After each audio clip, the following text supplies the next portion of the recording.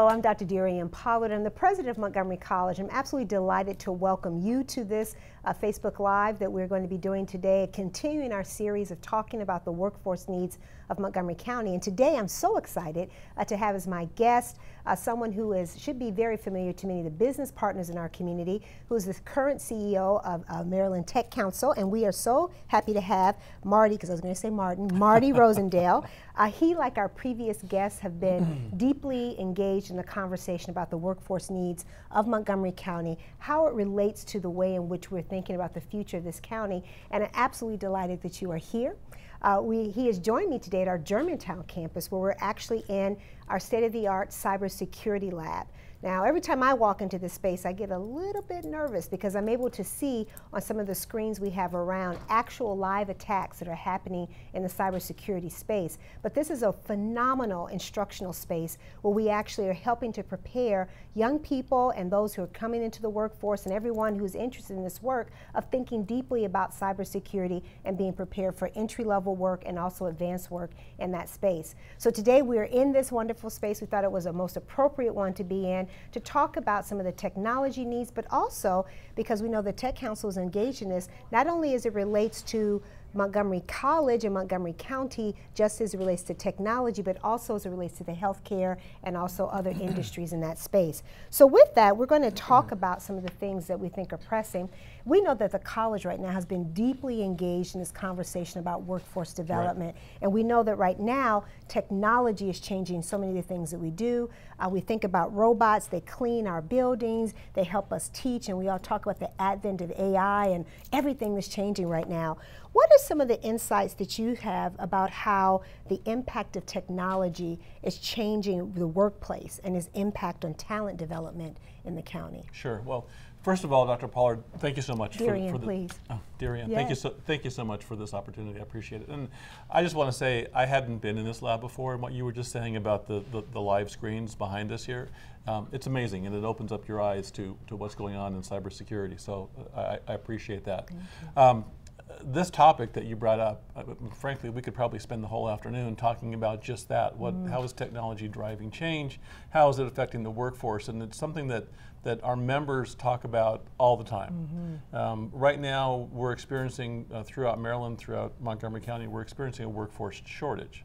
Now, that's in part driven by the fact that unemployment is so low, sure, but it's also in part driven by the needs of the employers, and some of those needs happen to be technological.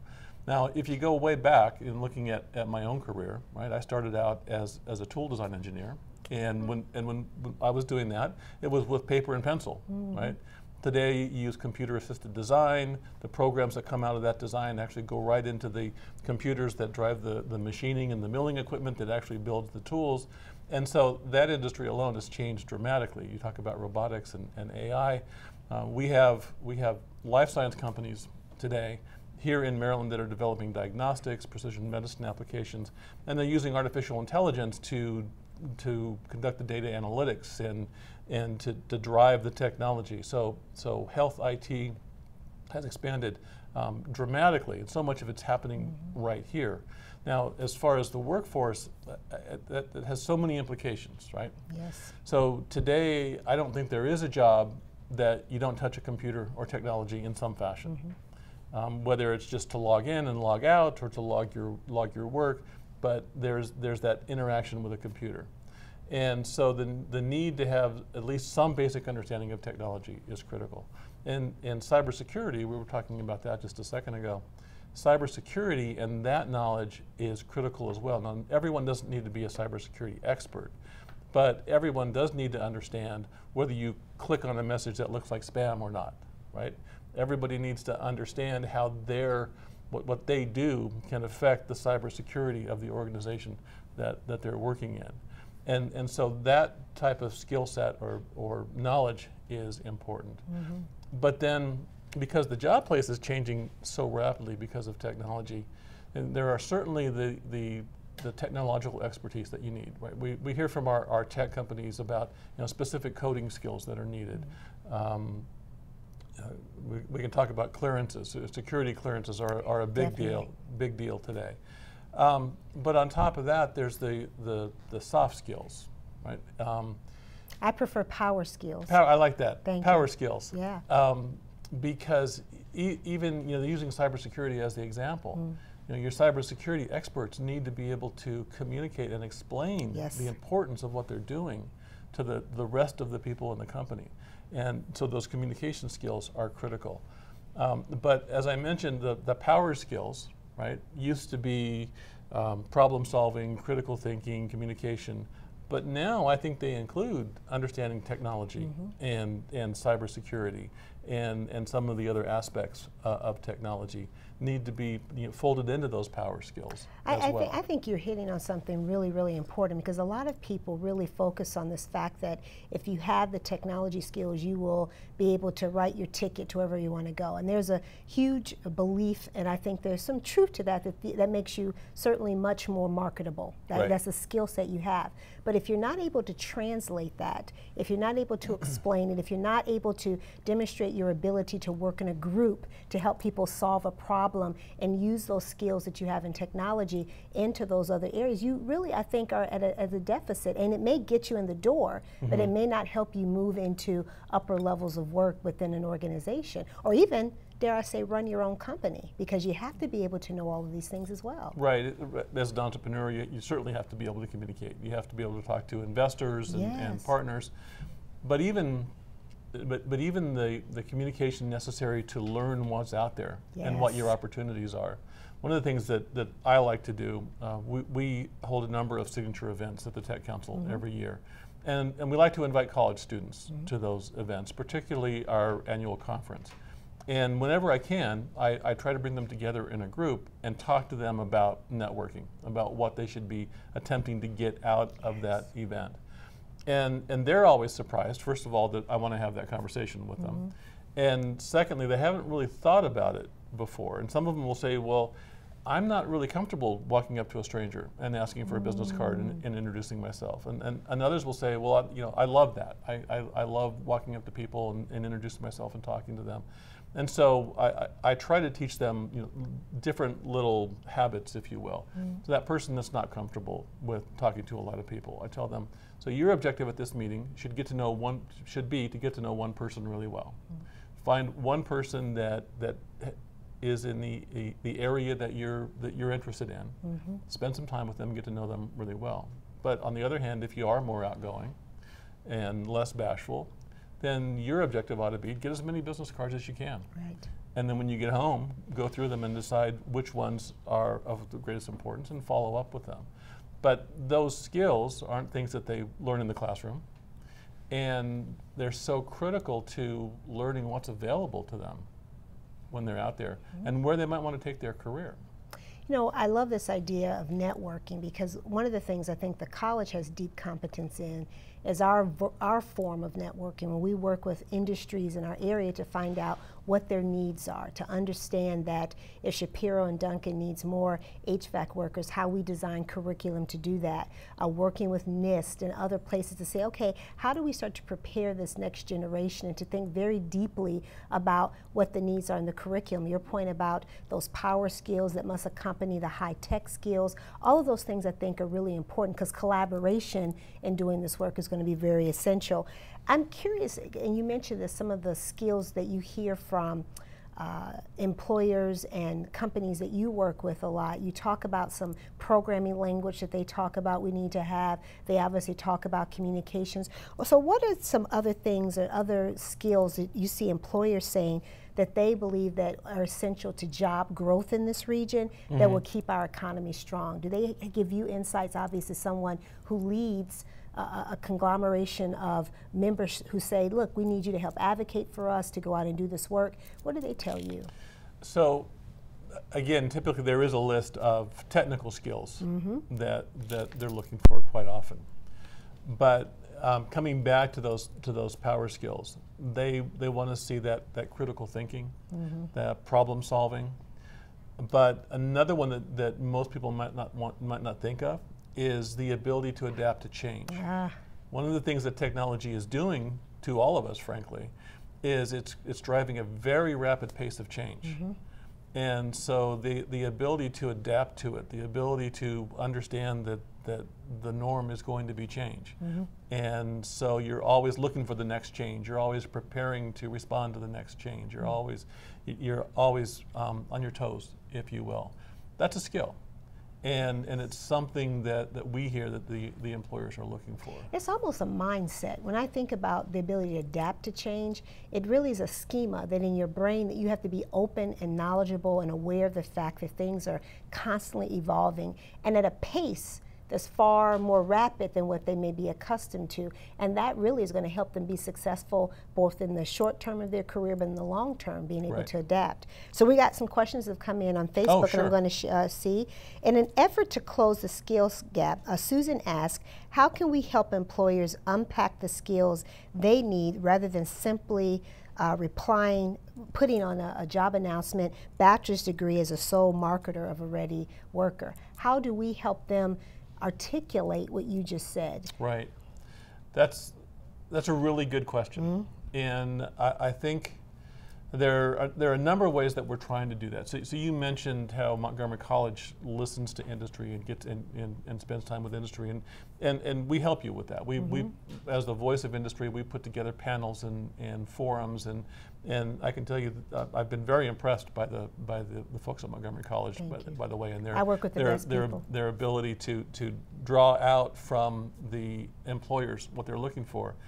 And that's part of it that can get to this, because through that exchange, the employers can begin to understand what does the folks with this talent, what do they need to know? What are the trigger words? How do they look at something that's been written about a position and understand that that's a position that fits them, that suits them, and understand clearly what it is that employer is looking for.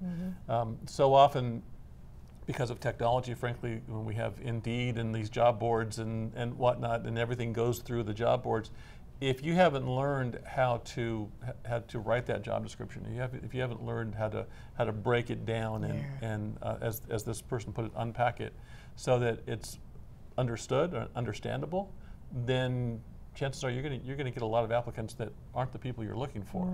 That's an interesting workshop for us to think about delivering for employers, how to decode the work that they need and to set of skills that they can articulate for prospective employees. Because I think your point is say, oh, you must communicate well. Well, what does that look like? Right. You must be able to have critical thinking skills. What does that look like? And turn that into some different language.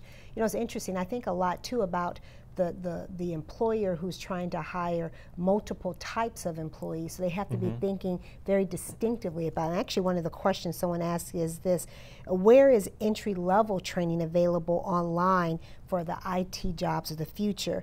Do you see there's anything being done to help recruit into entry-level work, and particularly to think about groups that are traditionally underrepresented in the IT space? So certainly there is work being done, and there are some employers that are more sophisticated about it than others. In fact, when I got here and I was being given a brief tour, one of the employers, their intern board was up on the screen, and you could see that they've gone out of their way to not only talk about what they need and what they're looking for. Interns, that's about as early entry level as you can get. But they celebrate it, and they let other people know about it. So, as I said, some employers are more sophisticated than others. At the Tech Council, we're trying to put some tools and platforms together that will help with that as well. We've recently completed development of an intern network platform. That's awesome. That will help connect interns with employers. And again, that's about as early entry level as you can get. Apprenticeships, I think, are tremendous, and to find the employers that are interested and willing to do apprenticeships. And we have a lot of them in the tech space, because often the tech companies can be specialized. Yes. And so just knowing the right coding language or the right technical skill you still need to learn that company's industry and that company's business. I'm so glad you made that point, because when people think about apprenticeships, they think about them in their traditional ways that you may see them in plumbing, steam fitters, maybe even automotive technologies, but we're seeing the growth of apprenticeships in these high-tech areas as well, where there's very specialized training that could be done to get people in the door to get trained to step in that work. I'm so glad you mentioned that. Yeah. So I'm particularly fond of apprenticeships. Yes. I did an apprenticeship in tool design engineering when I was younger, and it was very meaningful for me. Clearly. It taught me a lot about industry, business, and whatever. But what we're seeing around here, not only in the tech space, but in the life science space, yes, we're seeing a fascinating growth in the advanced biomanufacturing industry.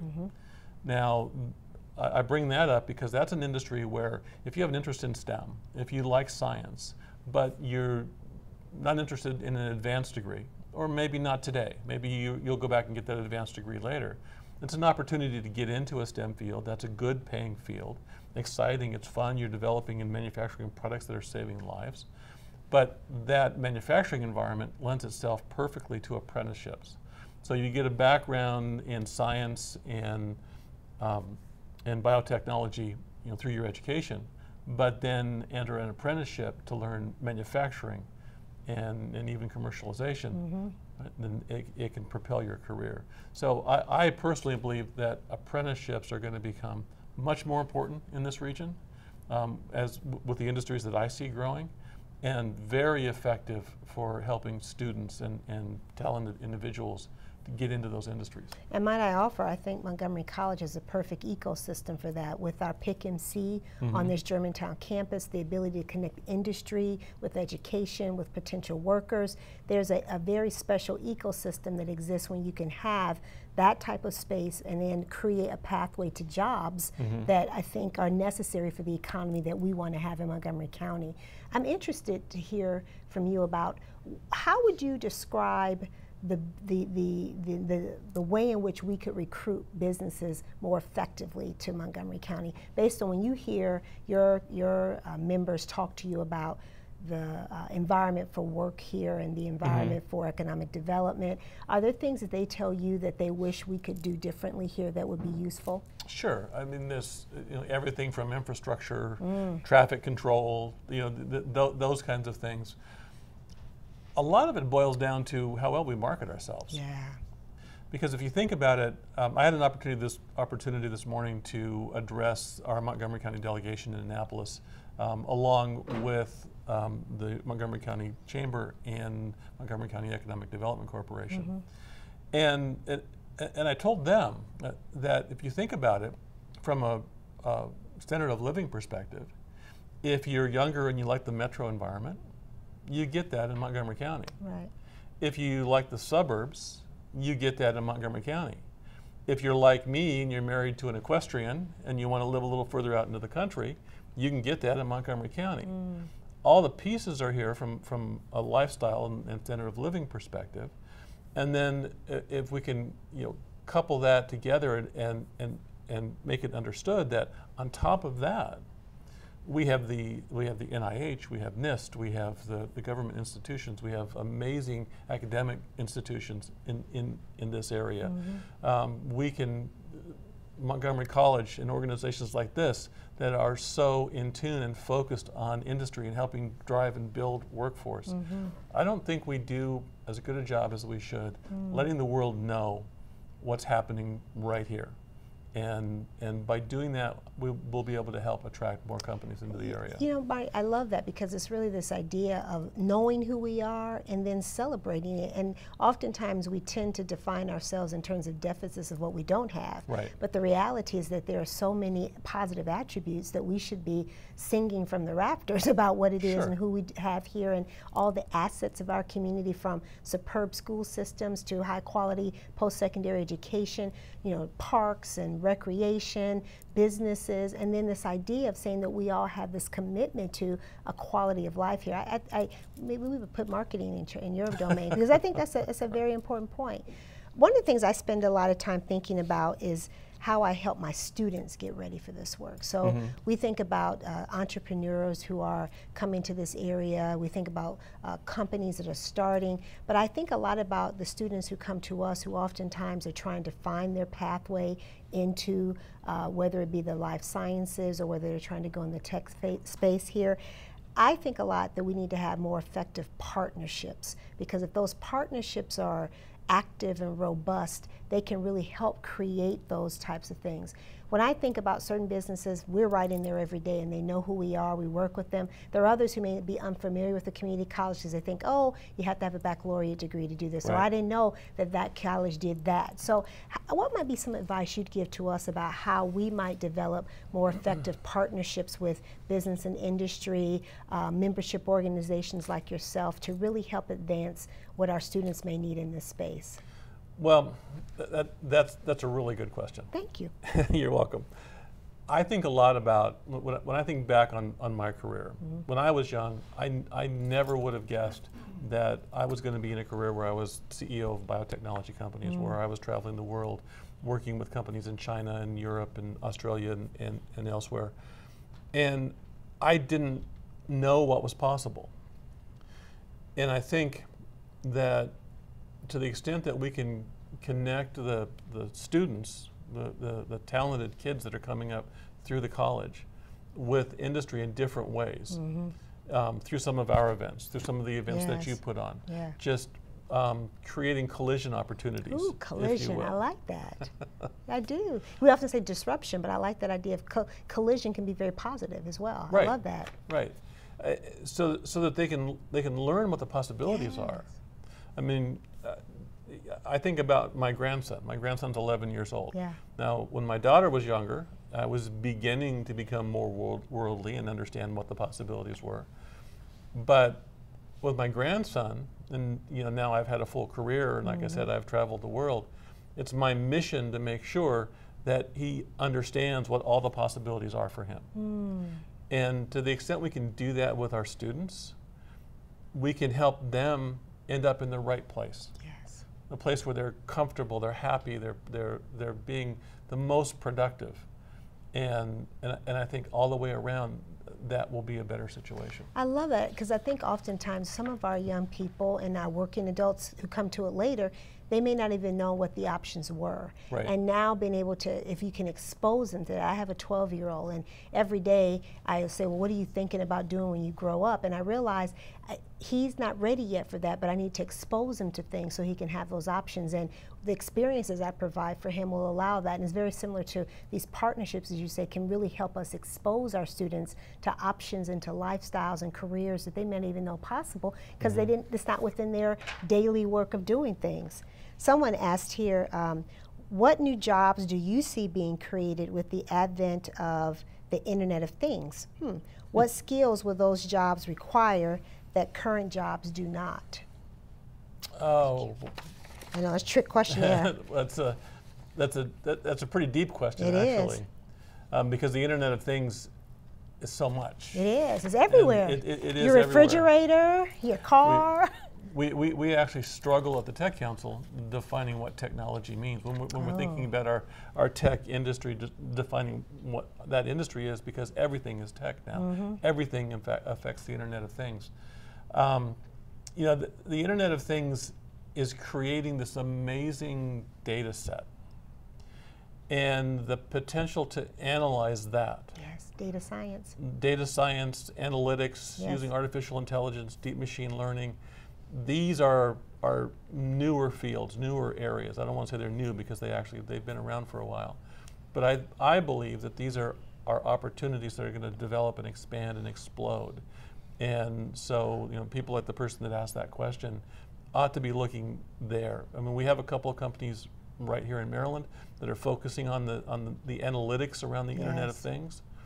But you can take that and you can look at the Internet of Healthcare things, or the Internet of life-saving things, or the Internet of transportation things, and really dig in and understand how robust and valuable that data can be, and how it can help us learn, how it can help us manage the future, And I think that's an area where there's going to be a lot of new opportunity. Yeah, because what you're really offering to me is it goes back to this idea of the connection with those power skills and with the technology skills. So what we're seeing is the proliferation of all these devices and entities that are collecting vast amounts of data.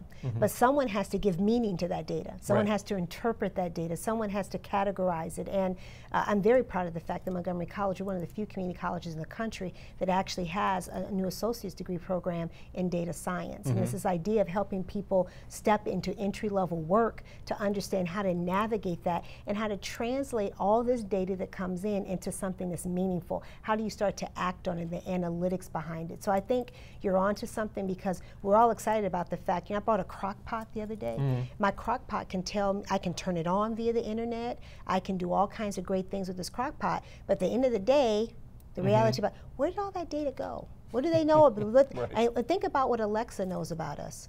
I'm thoroughly convinced Amazon knows when payday is. Because I get today it's payday, and I got all these different things telling me that, oh, you need to buy this. Have you thought about this? So there's something to be said about how we access and really give meaning to those types of things. I want to give you an opportunity to talk a little about the Tech Council of Maryland, because you all have been such a thoughtful and engaged and I think steady partner of the college, but also of this county. Tell us a little bit about what the Tech Council of Maryland is and what it does for Montgomery County. Sure, I'd be happy to. Please. So the Maryland Technology Council, we represent the life science and technology companies throughout the state. Today we have 440 members, and we're growing. We're getting stronger all the time. We focus on things that will help our members succeed, things that will help them advance, help them grow, help them succeed as companies and entrepreneurs. We focus on advocacy, so we help our legislators understand what the industries need from them. Sometimes we introduce legislation, sometimes we defend against potential legislation. So we spend a fair amount of time on advocacy.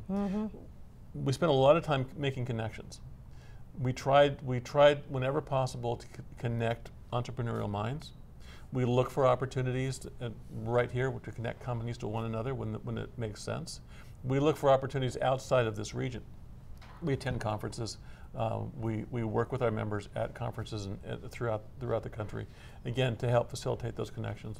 We put on a number of events, signature events, smaller events. In the last 12 months, we've sponsored 52 events. Wow. And so we do a lot of networking and such. Those events also have an educational component to them.